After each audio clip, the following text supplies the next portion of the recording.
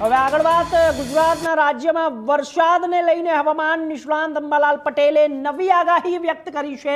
તેમના જણાવ્યા અનુસાર આગામી દિવસોમાં હવામાનમાં ફેરફાર જોવા મળી શકે છે અને રાજ્યના વિવિધ વિસ્તારોમાં હળવાથી ભારે વરસાદની શક્યતા છે।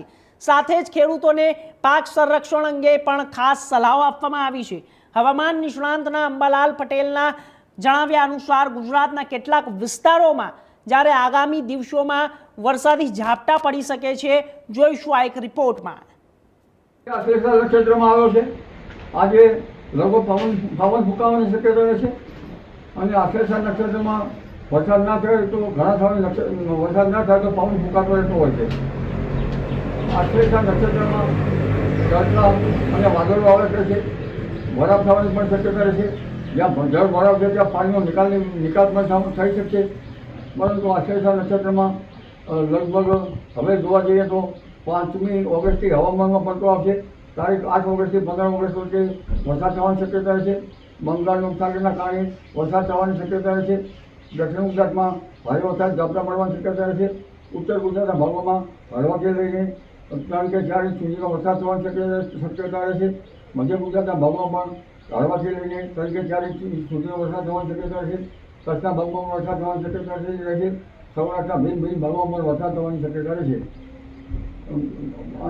અને લગભગ આશ્લેષા નક્ષત્રમાં વરસાદી પાણી કૃષિ પાકો માટે સારું ગણાતું નથી અને મોરો મચ્છીનો ઉપદ્રવ પણ જતો હોય છે।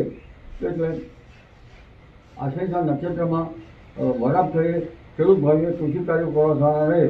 લીલામાં કૃષિ કાર્યો કરવામાં આવે તો ભાગ પીળો પડી જવાની શક્યતા રહેતી હોય છે। ત્યારબાદ 17 ઓગસ્ટ બાદ મઘા નક્ષત્રમાં સૂર્ય આવશે। આ નક્ષત્રનું પાણી સારું ગણાય છે। એટલે પરંતુ મઘામાં માખણનો ઉપદ્રવ થતો હોય છે। ત્યારબાદ પૂર્વ ભારતમાં ડાંસ પડતા હોય છે। એટલે ચોમાસું એ જીવોની ઉત્પત્તિનો સમય છે, પરંતુ આશ્લેષા નક્ષત્ર પછી જીવોની ઉત્પત્તિનો સમય વધારે રહેતો હોય છે। આશ્લેષા નક્ષત્રમાં સર્પનો ઉપદ્રવ પણ ત્યાં ક્ષેત્રમાં જોવા મળતો હોય છે। તો ખેડૂત ભાઈએ ખેતી કાર્યો કરતાં સાવચેતી રાખવી એ રહેશે। એટલે હવે ધીરે ધીરે આશ્લેષા નક્ષત્રનું પાણી જોરાવર હોય છે, મોટા ફોરણનું હોય છે, જે ભેજદારી હોય છે, જે ભાલ જેવા ભાગોમાં પણ જમીનમાં ભેજ ટકી રહે છે। એટલે બિનભેજ ધોમાં પણ આ નક્ષત્રનું પાણી ટકી રહે તેવું હોય છે। હવે આગળ વાત જંબુસર તાલુકાના